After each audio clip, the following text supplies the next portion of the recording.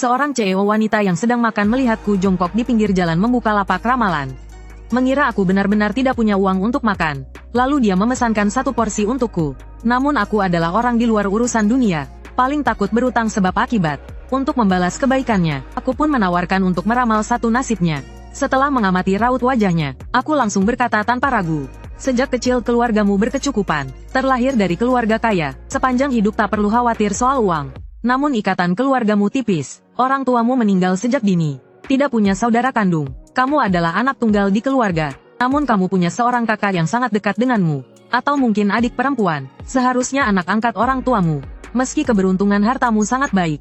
Namun selain rezeki, keberuntungan lainmu semuanya buruk. Dalam hidupmu akan ada 4 bencana besar. 2 di antaranya sudah terlewati. Bencana pertama adalah saat orang tuamu meninggal. Hidupmu ditebus oleh nyawa kedua orang tuamu. Bencana kedua terjadi sebelum pergantian tahun. Selesai bicara aku sedikit mengernyit. Belum sempat melanjutkan. Asisten yang di sampingnya lebih dulu tertawa kecil. Bos saya adalah CEO Grup Lu. Semua yang kamu katakan bisa dicari di internet. Kemampuan menipumu saja masih setengah matang. Benar-benar penipu. Kemampuan profesionalmu buruk. Kata-katamu sepenuhnya menyalin informasi online. Ini terlalu tidak profesional. Bencana besar ketiga Presiden Lu terjadi hari ini. Akan terjadi di arah utara. Jika ingin menghindari bencana ini. Sejak kamu berniat meninggalkan warung kecil ini. Sepanjang jalan pergi ke selatan jangan ke utara. Setelah kembali ke rumah. Sebelum dini hari ini sebaiknya jangan keluar lagi. Saat itu pemilik warung kebetulan datang mengantar makanan. Mendengar ucapanku. Anak muda, menurutku apa yang kamu katakan masuk akal. Bagaimana kalau kamu bantu hitungkan untukku? Kapan aku bisa jadi kaya? Kamu yakin mau dihitung? Aku menunjuk papan karton yang kutaruh di kursi. Begitu melihatnya si bos kecil buru-buru menggeleng. Aku tidak mau. Semahal ini mana sanggup aku bayar. Tukang ramal buta di pasar depan sekali hitung cuma 2,50. Tokoku sehari saja tidak dapat 1.000. Bos tadi murni cuma ikut alur pembicaraan. Sengaja bercanda dengan anak muda itu. Merasa anak muda semuda ini. Mana mungkin benar-benar mencari nafkah seperti ini. Tapi tak disangka anak muda itu benar berani bertanya mau dihitung atau tidak. Bos kecil jadi penasaran lalu bertanya lagi. Hasil hitunganmu untuk Tuan Lu ini. Jika hari ini dia keras kepala. Kalau dia tidak mendengarkanmu, dan tetap pergi ke arah utara hari ini, apa yang akan terjadi padanya? Luka berat dan koma hampir 2 tahun. Aku menjawab dengan wajah datar. Begitu kata-kata itu terucap, suasana langsung hening. Pemilik warung melihat situasi ini, juga sadar tidak pantas lagi bercanda. Lalu cepat-cepat menoleh kembali ke dalam warung. Berpura-pura masih ada urusan yang harus dikerjakan. Di antara 3 orang itu, asisten Yan masih belum pulih dari keterkejutannya. Aku fokus menunduk makan. Bagiku, selesai meramal dia membayar uang makan. Makan kali ini aku santap dengan tenang. Justru Luyan sebagai pihak terkait. Reaksinya terhadap ramalan ini terlalu datar. Bahkan malah bertanya hal yang tidak penting. Siapa namamu? Aku menelan makanan di mulut lalu menjawab Wu Qian. Marga Wu mulut Tian asisten Wu bertanya. Kamu dari etnis minoritas ya dari suku mana? Aku menjawab. Masuk ke lembah Wu Fang. Guru memberiku nama. Nama duniawi sudah lama tidak kuingat. Sampai ke Wu Fang Fang, nama duniawi, adalah salah satu ingatan yang disegel dan diambil. Jadi aku bilang tidak ingat. Itu benar-benar tidak ingat. Asisten Yan sedang penasaran lembah Wu Fang itu di mana. Baru hendak membuka mulut bertanya. Namun melihat kursi roda Lu Yin bergerak sedikit. Karena reaksi profesional, asisten Yan langsung berdiri. Menoleh ke belakang baru sadar sopir sudah membawa mobil ke sini. Berhenti di pinggir jalan. Lu Yan sudah lebih dulu menuju mobil. Asisten Yan buru-buru menyusul. Aku melihat Lu Yan satu tangan memegang pintu mobil. Satu tangan memegang kursi belakang. Asisten Yan membantunya berpindah dari kursi roda ke mobil. Aku mendecak lidah dengan sedikit menyesal. Kalau saja energi rohku melimpah, masih bisa membuka jimat roh. Belum tentu tidak bisa menyembuhkan kaki Tuan Lu ini. Setelah mobil dinyalakan, asisten Yan berkata tanpa pikir panjang. Orang bernama Tuan Lu itu kemungkinan besar penipu. Tempat bernama lembah Wu Fang itu pun aku belum pernah dengar. Kalau benar punya kemampuan sebesar itu, tidak mungkin sampai tak sanggup makan satu kali pun. Tuan Lu tidak mengatakan apa-apa. Hanya menunduk dan mengusap pelipisnya. Tiba-tiba bertanya apa agenda sore ini. Asisten Yan langsung menyingkirkan sikap santai saat mengobrol tadi. Kembali ke mode kerja. Pada sore hari, Departemen Riset ada rapat yang perlu dihadiri Tuan Lu. Di rumah lama kakek menelepon pagi tadi. Memberitahu Tuan Lu untuk pulang malam ini makan bersama.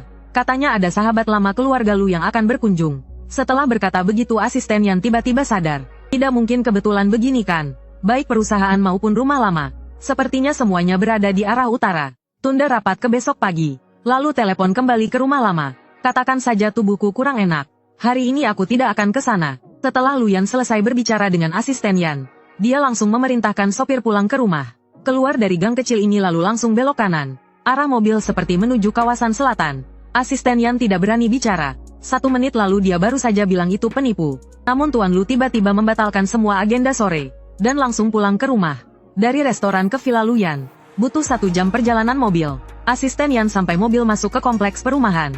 Baru berani mengeluarkan ponsel untuk scroll video pendek. Tak disangka begitu membuka aplikasi. Langsung muncul berita besar terpanas di daerah setempat. Terjadi kecelakaan besar di ruas Jalan Hongyang. Kalau bukan karena Tuan Lu mendadak pulang. Yang terjebak di sana tentu juga mobil berisi 3 orang ini. Semakin dipikir asisten Yan semakin merasa. Rasa dingin menjalar dari telapak kaki ke atas. Sekarang dia akhirnya tahu apa arti benar-benar kebetulan. Tuan Lu itu memang punya sesuatu. Asisten Yuan sekarang sampai ingin merangkak ke sana. Memeluk paha orang hebat itu. Tadi dia seharusnya tidak meremehkan orang itu. Bahkan menyindir orang itu sebagai penipu. Orang itu memang masih muda. Tapi dia memang benar-benar bisa. Setelah selesai makan di sini, aku memeluk papan karton lalu duduk kembali ke tempat semula. Di sini orang lalu lalang. Namun semuanya buruh bangunan. Saat lewat di depanku mereka tertarik dengan penampilanku. Melihatku 1 kali lagi. Lalu setelah melihat tulisan di papan karton, mereka memaki dengan sebutan orang gila. Lalu pergi lagi melewatiku. Tidak mengejutkan. Ini kembali jadi hari tanpa pelanggan. Sekitar jam 9 malam, di warung kecil ini hanya ada buruh yang duduk berkelompok. Minum sedikit arak sambil mengobrol. Saat mereka pulang kerja aku duduk di sini. Saat mereka datang makan malam aku masih di sini. Bekerja di proyek ini malam hari. Sudah lebih dari setahun. Bicara dengan pemilik warung. Lalu memanggil pemilik warung itu. Menanyakan apa urusan orang itu.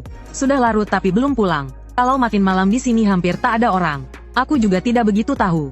Dari pagi sudah duduk di sini membawa papan karton. Katanya bisa meramal nasib orang.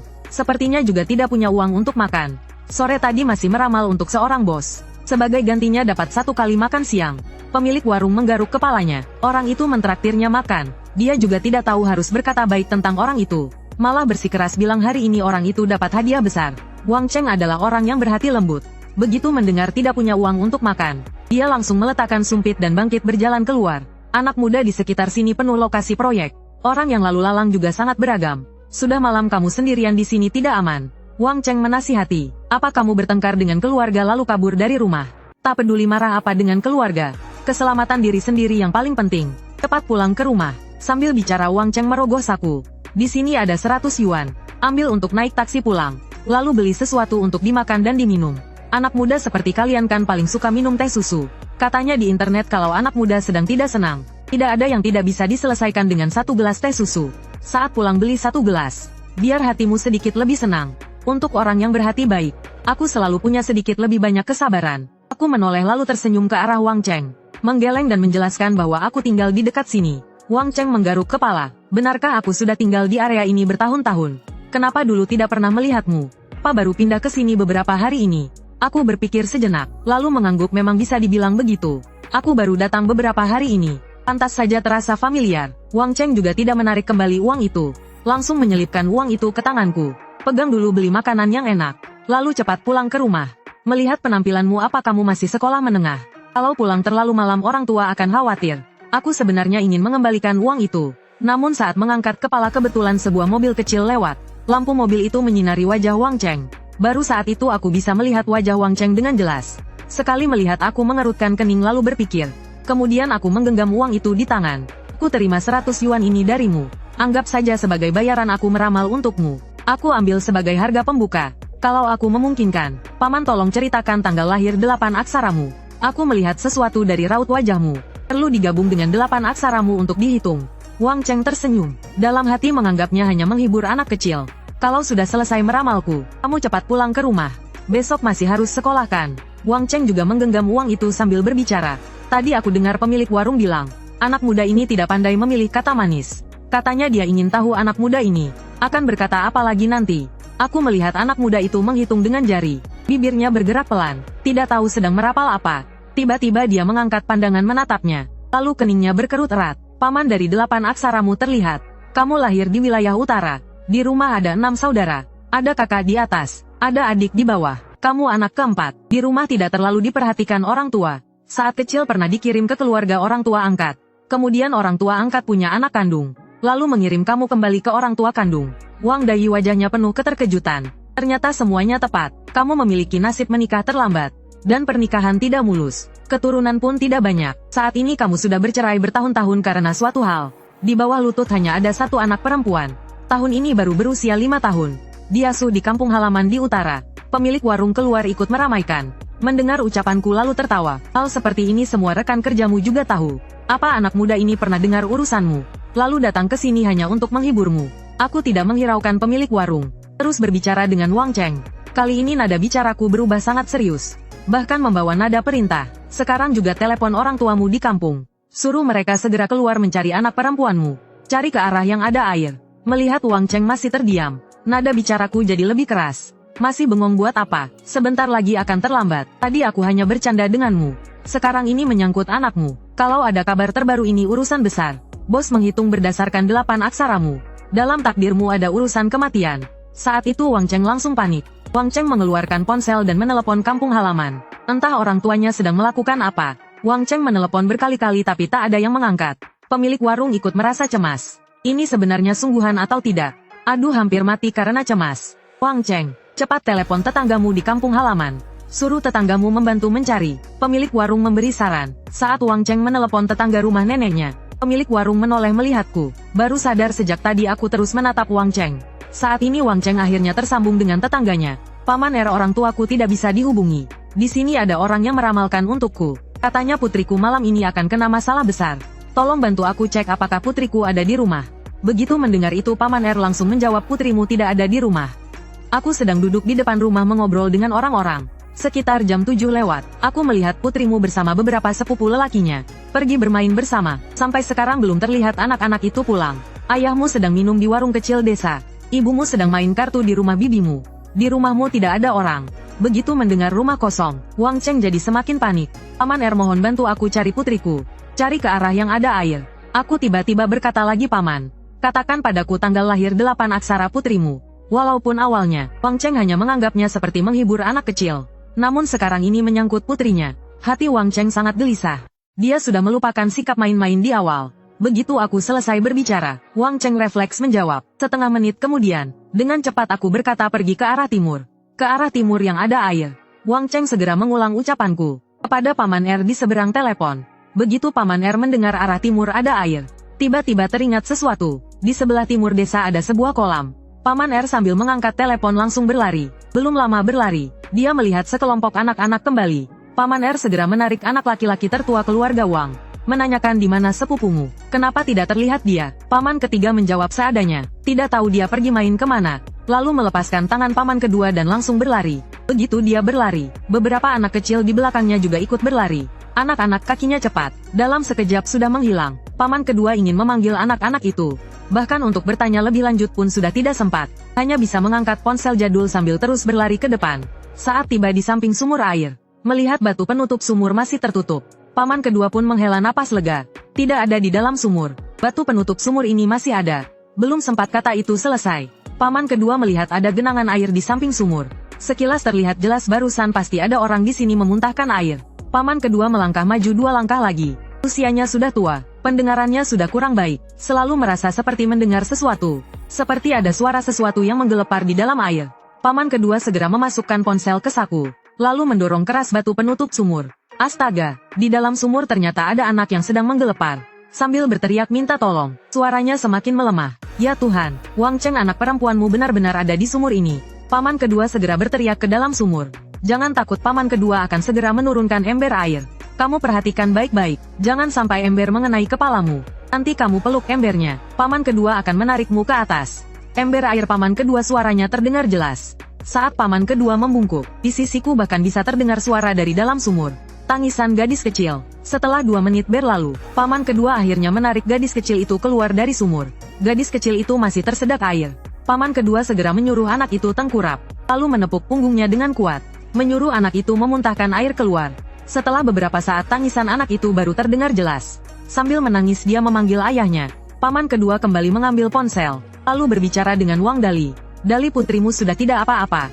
Tenang saja ya, tangisannya masih sangat keras. Dari mana kamu menemukan orang sakti seperti itu? Benar-benar luar biasa. Kalau terlambat 3 menit lagi, siapa yang masih bisa menemukan anak itu di dalam sumur? Saat paman kedua tiba di sini, anak itu sudah hampir kehabisan tenaga. Suara minta tolongnya sudah putus-putus. Lagi pula sudah jam segini. Orang-orang di desa pada dasarnya sudah di rumah. Kalaupun ada orang yang pulang larut lewat sini, biasanya sudah orang tua. Pendengarannya juga tidak baik. Mulut sumur tertutup batu besar. Kalau lewat tanpa mendengarkan dengan teliti, tidak akan mendengar suara minta tolong anak itu. Jadi kalau terlambat 3 menit lagi, anak ini benar-benar sudah tidak tertolong. Waner, ayahmu ada di telepon. Ayo bicara sebentar dengan ayah. Paman kedua menempelkan ponsel ke telinga anak itu. Wang Dajiu langsung kehilangan seluruh tenaganya, lalu jatuh terduduk di tanah. Pria parubaya itu memegang ponsel dengan satu tangan. Tangan lainnya mengusap air mata yang terus mengalir. Saat dia mulai berbicara, suaranya serak, bahkan masih gemetar karena rasa takut yang tersisa. Nak, ayah di sini. Nak, jangan takut. Besok ayah langsung beli tiket pulang menjemputmu. Mulai sekarang di mana ayah berada, di situ juga kamu berada. Ayah mau capek dan susah juga tidak apa-apa. Asal kamu ada di sisi ayah itu sudah cukup. Pemilik warung tadi sampai tegang tidak berani bernapas. Sampai sekarang rasanya hampir mati sendiri. Akhirnya bisa menghela napas lega. Dia menoleh menatap Wu Ying. Tatapannya penuh kekaguman. Anda benar-benar seorang master. Hari ini saya sudah tidak sopan. Benar-benar terlalu hebat. Kalau bukan karena master ini, Putri Wang Dali, hari ini benar-benar sudah tidak tertolong. Wang Dajiu dan paman kedua mengucapkan banyak terima kasih. Setelah menutup telepon langsung berlutut dan bersujud pada Wu Ying. Master, kalau bukan karena Anda, anak perempuan saya hari ini sudah tidak ada. Wang Dajiu menyeka air mata. Semua hitungan master benar. Saya anak keempat di keluarga. Di atas ada kakak, di bawah ada adik. Sejak kecil tidak diperhatikan, tidak pandai belajar, mulut juga tidak manis, tidak pandai mengambil hati orang tua, juga tidak punya kemampuan cari uang besar buat ibu bangga. Menikah di usia 30-an, baru mendapat seorang anak perempuan. Istri merasa saya tidak berguna, lalu bercerai dan pergi dengan orang lain. Saya tidak disukai ayah ibu saya. Bahkan anak perempuan saya juga tidak disukai ibu saya. Tapi saya harus keluar bekerja mencari uang. Tidak ada pilihan selain meninggalkan putriku di kampung halaman. Setiap bulan memberi sedikit uang pada orang tuaku agar membantu menjaganya. Aku tahu putriku sering merasa tertekan di kampung. Tapi aku selalu berpikir untuk bersabar. Menunggu anak itu sedikit lebih besar. Menunggu sampai aku menabung cukup uang. Aku pulang ke kota kabupaten membeli sebuah rumah. Lalu membawa putriku tinggal di sisiku. Namun aku tidak menyangka, aku hampir tidak sempat menunggu putriku tumbuh besar. Wang Dali, seorang pria dewasa, menangis dengan air mata bercucuran. Semakin bicara semakin terasa pedih. Masa kecil seorang anak sangat singkat. Tahun-tahun tanpa beban lebih singkat lagi. Kamu ingin menunggu dia dewasa. Namun saat dia benar-benar dewasa, mungkin hatinya akan menjauh karena kurangnya kehadiranmu. Menjauh sangat jauh darimu. Anak tidak tahu apa itu barang mewah. Tidak tahu apa itu rumah yang bagus. Bagi anak yang masih kecil, asal bisa bersama ayahnya, itulah baginya di dunia ini. Kebahagiaan terbesar. Wu Ying membantu Wang Dajiu berdiri. Setelah anak itu berhasil diselamatkan, orang pertama yang ia panggil bukan kakek nenek, melainkan kamu, jadi jemputlah anak itu ke sisimu. Pemilik warung mengangguk berkali-kali. Apa yang master katakan benar. Kakek nenek sudah merawatnya begitu lama. Namun setelah diselamatkan, yang pertama dipikirkan bukan mereka. Itu berarti orang tuamu tidak menyayangi anak itu. Usia anak itu masih kecil. Namun bukan bodoh. Siapa yang menyayanginya dan siapa yang tidak. Sebenarnya dia mengerti di dalam hatinya. Wang Dajiu menyeka air mata lalu mengucapkan terima kasih. Sambil buru-buru meraba sakunya, Wu Ying menggelengkan kepala dan berkata, sejak awal aku sudah mengatakan, aku menerima 100 yuan darimu sebagai biaya pembuka. Maka ramalan ini sudah terbayar dengan 100 yuan itu. Ramalan juga sudah selesai kuhitung. Wu Ying berkata kepada Wang Dali, dalam takdirmu memang tidak ada kekayaan besar. Namun kamu orangnya jujur, rajin dan berhati baik. Karena itu hidupmu tidak akan kekurangan makan dan pakaian. Karena Wang Dali berhati baik, dia tidak tega melihat gadis muda duduk sendirian di pinggir jalan. Walau mencari nafkah dengan susah payah, namun tetap mau seperti menenangkan anak perempuannya sendiri. Menenangkan anak orang lain. Karena itu Wu Ying menerima 100 yuan darinya. Dan membantunya meramal kali ini. Hati manusia yang menyimpan kebaikan tidak pernah salah. Takdir putrimu kuat. Bencana besar sudah terlewati. Kedepan meski masih ada benturan kecil, namun semuanya bukan masalah besar. Di masa tuamu kamu akan menikmati berkah dari putrimu. Seperti pepatah mengatakan, lolos dari maut, pasti akan ada keberuntungan setelahnya. Putrimu memang seperti itu, tinggal di kota selatan. Lebih menguntungkan bagi perkembanganmu dan putrimu ke depan. Sampai di sini saja, hal lainnya tidak pantas dibicarakan lebih jauh. Namun itu saja sudah membuat Wang Dali sangat berterima kasih. Tetap bersikeras ingin mentransfer uang ke Wu Ying. Sampai Wu Ying merentangkan tangan dan berkata tidak punya ponsel baru berhenti. Wang Dajiu langsung secara online membeli tiket kereta untuk pulang besok. Makan malam pun tidak jadi. Segera menelepon mandor untuk izin cuti. Lalu pulang membereskan barang untuk besok. Sambil menitipkan pada pemilik warung kecil, agar membantunya mencarikan, apakah ada rumah murah yang cocok untuk disewa di sekitar sini. Sebelumnya Wang Dali tinggal bersama rekan kerja di lokasi proyek, tidur beramai-ramai di barak besar. Untuk membawa putrinya ke sini, terus tinggal di barak besar lokasi proyek sudah tidak pantas. Wu Ying pergi saat Wang Dali dan pemilik warung sedang berbicara, sambil membawa papan kartonnya. Dia memang tidak membohongi Wang Dali. Dia memang tinggal di sekitar sini. Hanya saja bukan menyewa tempat di sekitar sini, melainkan tinggal di tempat gratis di sekitar sini. Di bawah kolong jembatan, area ini adalah kawasan yang sedang dikembangkan. Di mana-mana setengah air lokasi proyek. Malam hari belum sampai jam 1. Di tepi sungai sudah tidak terlihat orang. Justru karena sekitar sini penuh lokasi proyek, lingkungan tepi sungai di sini tidak bisa dibilang baik. Sampah konstruksi menumpuk di mana-mana. Ada pula beberapa gundukan pasir setinggi bukit kecil. Saat Wu Ying datang dia sudah berada di tepi sungai ini, tanpa membawa sepeser pun. Karena itu dia juga tidak pergi ke tempat lain. Beberapa hari ini dia hanya beraktivitas di area ini. Tempat tidurnya hanyalah beberapa kardus yang digelar. Selimutnya adalah beberapa kardus lainnya. Untungnya tubuh tanpa energi spiritual meski lapar. Namun tidak takut dingin. Kalau ini di lembah Wufang, untuk apa dia tidur dan bermeditasi? Itu semua hanyalah latihan dan istirahat. Meski Wu Ying sudah mendapat 200 yuan, namun dia belum sampai bermewah-mewah menginap di hotel. Pertama karena dia tidak punya kartu identitas. Kedua dibandingkan soal tempat tinggal.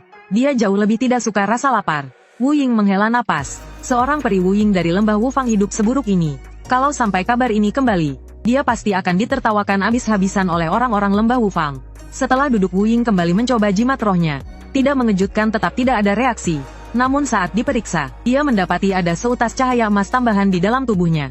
Ternyata itu adalah hasil dari menyelamatkan Putri Wang Dali, yaitu kekuatan pahala kebajikan yang diperolehnya. Dan Wu Ying juga menyadari, dia ternyata bisa mengubah kekuatan kebajikan menjadi energi spiritual. Ini merupakan keuntungan tak terduga bagi Wu Ying.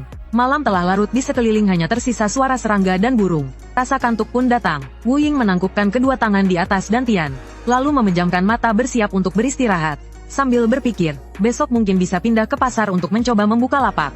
Kawasan pengembangan di tengah malam. Tidak terlihat satupun pejalan kaki. Di sini tidak ada tempat hiburan apapun. Karena itu orang-orang di sini bahkan tidak punya kehidupan malam. Sebuah mobil van yang menggunakan kantong plastik hitam untuk menutupi plat nomor kendaraan, menyusuri jalan kecil tanpa kamera pengawas, lalu melaju lurus ke arah tepi sungai. Mobil berhenti di samping beberapa gundukan pasir. Yang pertama turun adalah seorang pria tinggi dan gemuk. Kemudian disusul pria pendek kurus dari kursi pengemudi. Setelah keduanya turun dari mobil, mereka berkeliling dengan sikap mencurigakan. Untuk memastikan pandangan lebih jauh, mereka bahkan naik ke atas gundukan pasir untuk melihat sekeliling. "Pak gemuk, aku sudah bilang, di sini pasti tidak ada orang. Kalau maju sedikit lagi itu sudah gedung mangkrak. Sudah mangkrak 5-6 tahun. Katanya tempat itu berhantu. Sampai tidak ada seorang pun yang berani mendekati daerah ini."